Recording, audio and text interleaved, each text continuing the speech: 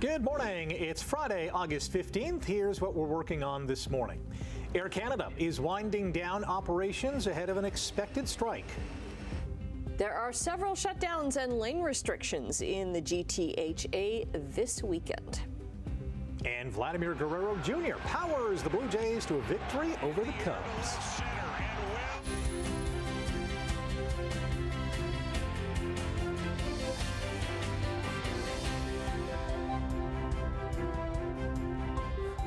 Not sure how it continues to happen, but we made it to another Friday. Yes.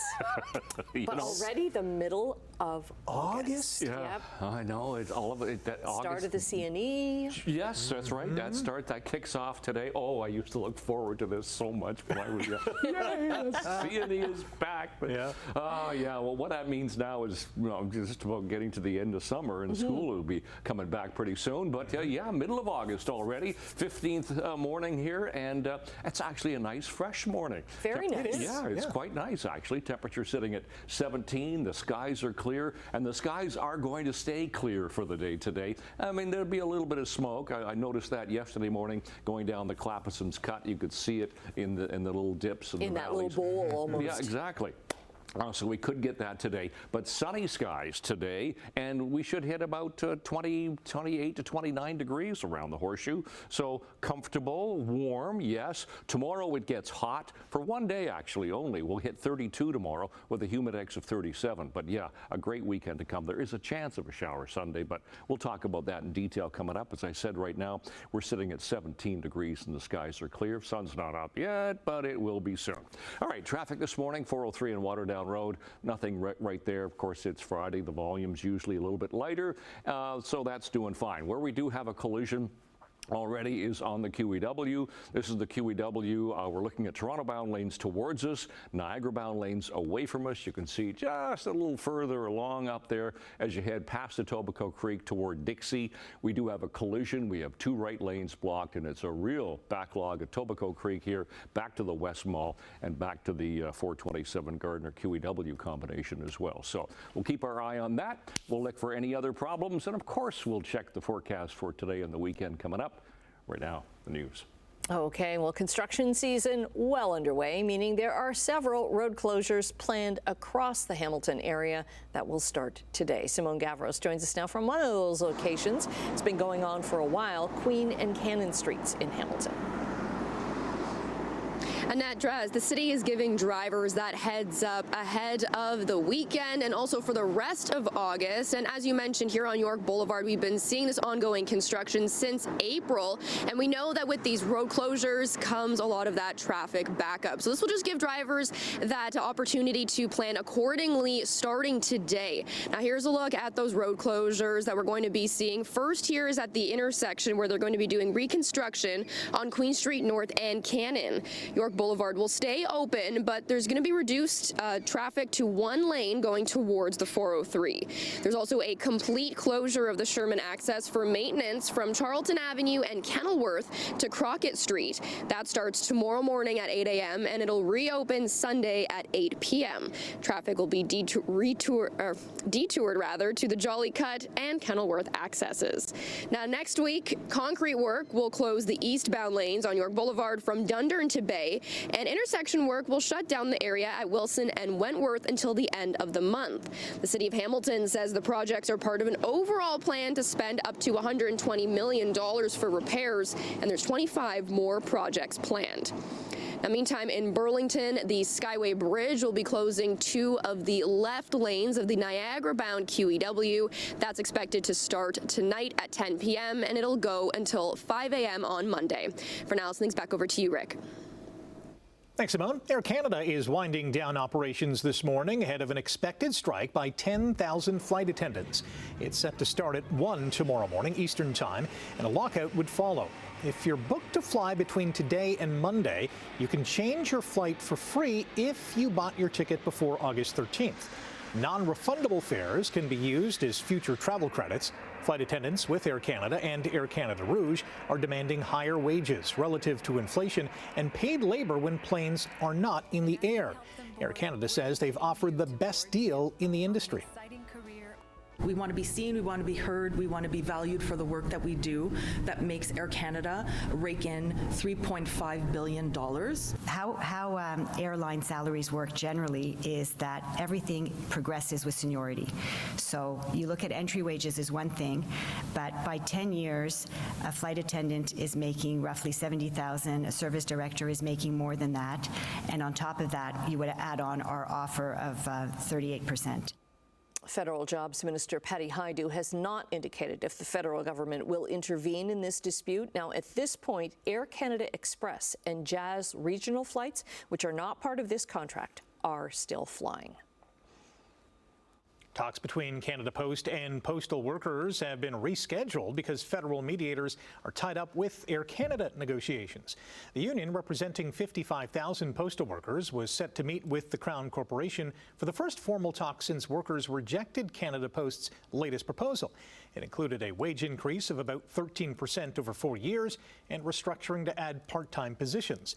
Negotiations for a new collective agreement have been ongoing for more than a year and a half. A new date for talks has not been set. Ontario public service workers say the province's decision to bring staff back to the office 5 days a week is a slap in the face. Their union, OPSU, says the Ontario government made the announcement without consulting its 40,000 members. I believe everyone's more productive when they're at work, and how do you mentor someone over a phone? You can't. You got to look at them eye to eye, over the water cooler, wherever, train them, camaraderie. Half the public service is already at work 5 days a week, and I want to thank them, and I just look forward to having everyone back to work. The province will require public service workers in the office full-time by January. Thousands of government employees started working remotely during the onset of the pandemic in 2020. 2 years later, most public servants moved to a hybrid work model. The union is asking for consultation, saying hybrid work has provided measurable benefits in productivity, retention, and well-being. Well, U.S. President Donald Trump and Russian President Vladimir Putin are set to meet today in Anchorage, Alaska. They're going to be talking about the war in Ukraine. Ukrainian President Volodymyr Zelensky, though, is not part of these talks, and he has warned that any decisions made without him will be meaningless. Putin has praised Trump's attempt to bring an end to the conflict more than 3 years after the invasion began. Trump says he believes Putin and Zelensky, quote, will make peace. I think it's going to be a good meeting, but the more important meeting will be the second meeting that we're having. We're going to have a meeting with President Putin, President Zelensky, myself, and maybe we'll bring some of the European leaders along, maybe not. I don't know that it's going to be very important. We're going to see what happens. And I think President Putin will make peace. I think President Zelensky will make peace. We'll see if they can get along. Russia launched its full-scale invasion of Ukraine in 2022 with tens of thousands of soldiers and civilians killed on both sides. And there are protesters in Anchorage already skeptical of the meeting between Trump and Putin. Two guys in a room, neither of whom can be trusted or can trust each other. A disappointed Volodymyr Zelensky, the Ukrainian leader, is not involved in this summit. A new poll shows Americans are sharply divided on the U.S.'s role in the Ukraine war and Trump's handling of it. A Pew Research Center survey finds half of Americans surveyed believe the U.S. has a responsibility to help Ukraine, while nearly as many say it doesn't. When it comes to Trump's decision-making, just 4 in 10 say they're confident he will make the right calls on this war. Most say they are not. Trump's meeting with Putin will take place at 11 a.m. local time. That's 3 p.m. Eastern. Sportsline Week 11 of the CFL season began with a back-and-forth game last night in Winnipeg, where the Blue Bombers and Red Blacks put on a show. Bombers jumped out to a 17-0 lead in the second quarter, powered by a 22-yard touchdown from Zach Caleros to Jareth Stearns and a 1-yard TD plunge by backup QB Chris Strevler. Drew Brown tossed an 8-yard touchdown to Justin Hardy late in the game to pull the Red Blacks to within 7 points, and then this happened. Snap, holds, kick, Castillo looking at it, and Pimpleton's got room to run. 1 minute remaining in the ball game, and Pimpleton's got it across the 40, down the sideline, at midfield. Khalil Pimpleton returns the missed field goal. 117-yard missed field goal return for a TD by Khalil Pimpleton. The game is tied at 27-all with just over a minute to go, and fans in the Peg are stunned. Sergio Castillo gets another chance and boots a 47-yarder at the buzzer as Winnipeg beats Ottawa 30-27. After their 6-game winning streak ended last week, the Ticats are hoping to get back to their winning ways tomorrow afternoon when they visit Saskatchewan.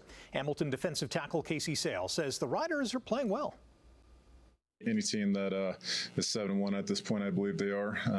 They got a chance to make a farce. So, yeah, they're a damn good team, and know some of those guys in that team, and they're doing their jobs and they're doing it really well. The Riders top the Ticats in Week 2 in Hamilton. Tonight, the Argos are in Edmonton. In the air to left center and well hit. Gone! Vladimir Guerrero Jr. hit a 2-run homer in the 7th inning, his 20th of the season, as the Blue Jays clipped the Cubs 2-1. Vladdy's big hit helped Toronto win 2-3 games against Chicago and also made a winner out of Max Scherzer, who gave up just 1 run on 5 hits over 7+ innings. The Jays host the Rangers tonight. Meanwhile, Burlington's Owen Casey made his big league debut for the Cubs after he was called up from AAA Des Moines. The 23-year-old outfielder batted 5th in the lineup as the DH and went 0 for 4 with a strikeout, including getting robbed of his first hit by Jays outfielder Davis Snyder.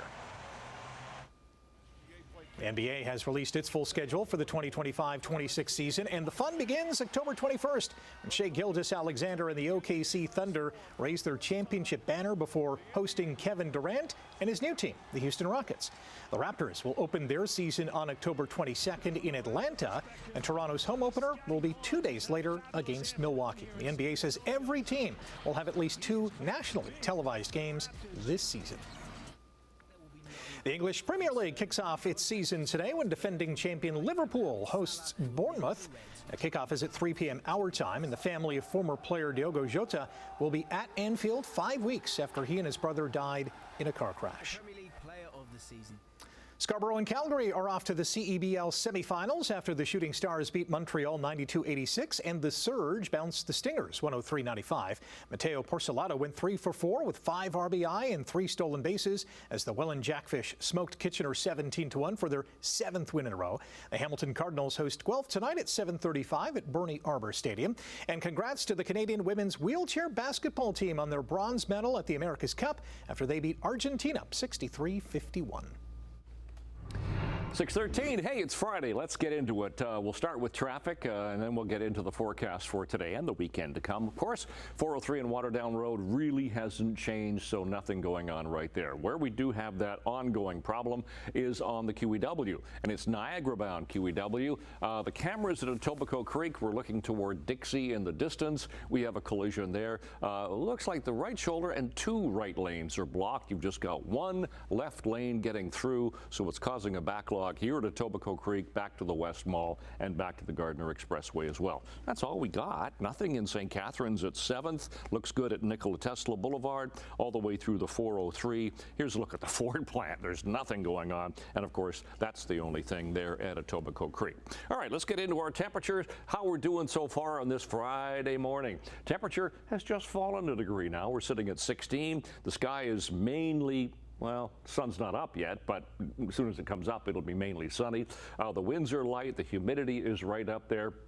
Air quality risk for the day today is in the low risk category, so no problems there. We're in between 2 frontal boundaries, one way off to the east, the other way off to the west. So we look good for today. Sunny skies today, sunny skies again tomorrow, maybe just a little bit of cloud cover, but then it's on Sunday we could get that shower pushing through along with a cold front that's really going to drop our temperatures as we get toward next week.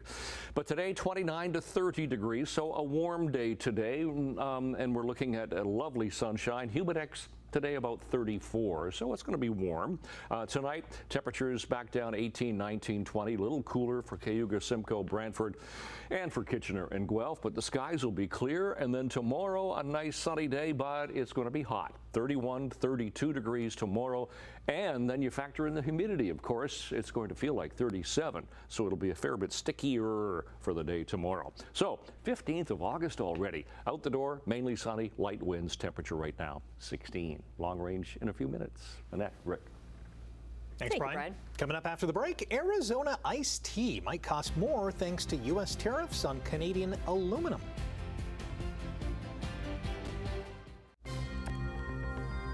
In business news, the Canadian dollar took a big hit yesterday, but rebounded 4 basis points this morning to 72.47 cents U.S. Gold is up $3.90 an ounce, and crude is 68 cents lower to $63.28 U.S. a barrel. Checking midday trading in Europe, markets are down in London, but up in Frankfurt and Paris. In Asia today, the markets were up in Tokyo, down in Hong Kong, up a bit in Shanghai as well. On North American markets, the TSX dropped 77 points yesterday, weighed down by losses in the tech sector. The Dow was down 11, and the Nasdaq dropped a couple of points. U.S. stock futures are up this morning as investors wait for July's U.S. retail sales report. The recall for Dubai chocolate bars has been expanded due to a salmonella outbreak. Affected products include several chocolate brands sold in 145-gram bars, which were sold online and in stores across Ontario, Quebec, and BC. Earlier recalls included Dubai pistachio and Kunafa milk chocolate bars. More than 50 people have fallen ill and 10 people have been taken to hospital. Public Health Canada says the investigation into the outbreak is ongoing. Popular water bottle is being recalled in Canada and the U.S. after injuries because it can explode.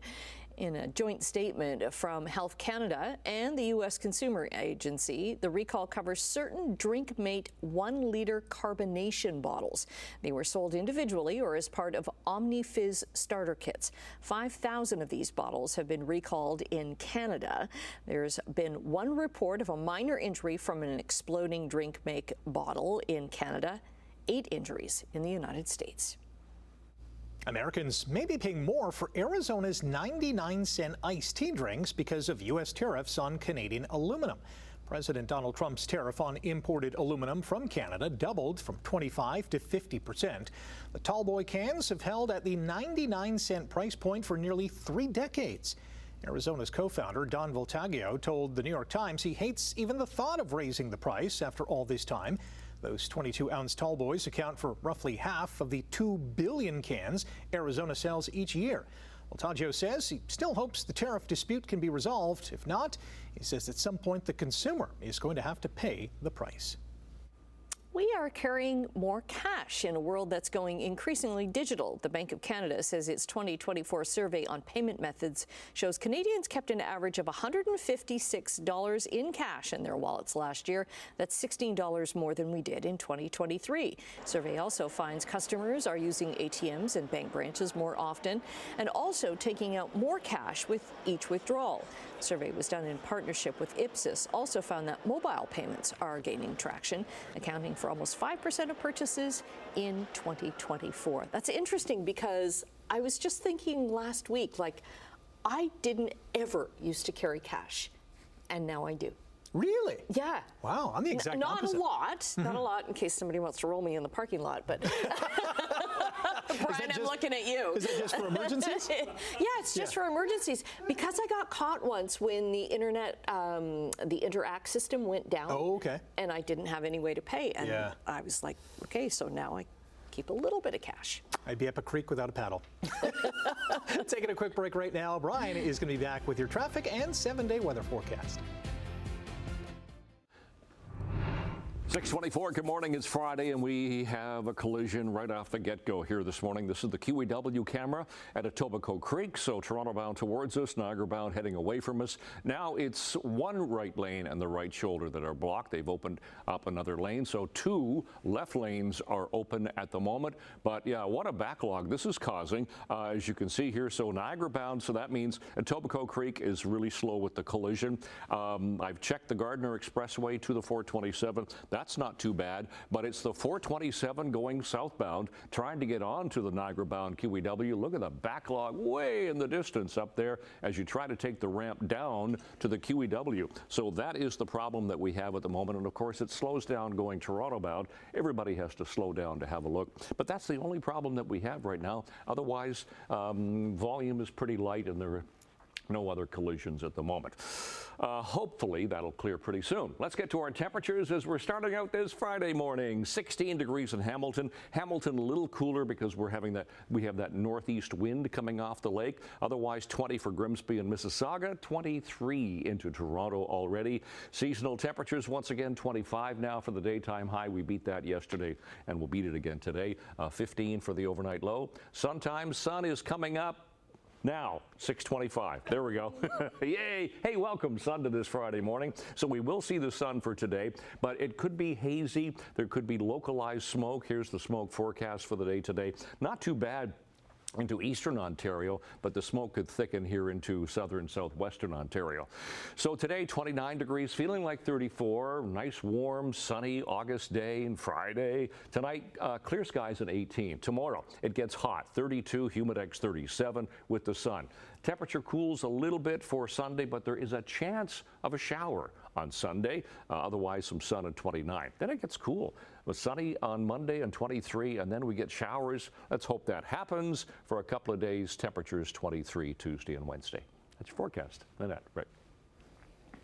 Thank you, Brian. The first ever World Humanoid Robot Games are underway in Beijing. Ooh, let the creepiness begin. More than 500 robots from 16 countries will compete until Sunday. Robots were part of the opening ceremony along with human counterparts there.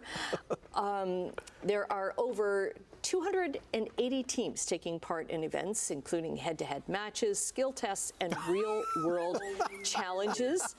Oh, look at it go. Oh man, this is so creepy. All of the robots are controlled by their own AI. No remote controls are being used. Fascinating yet scary at the same time. Although I would watch robot soccer, all of a sudden I'm excited about what is about to happen here. Yay! I love it already. There's no diving. What about, like, is there like performance enhancing oil or Yes, like the circuitry synthetic boards? blend is banned. Yes. That is fascinating. Oh, I think it's so creepy. Stay with us. More to come after the break here on Morning Live.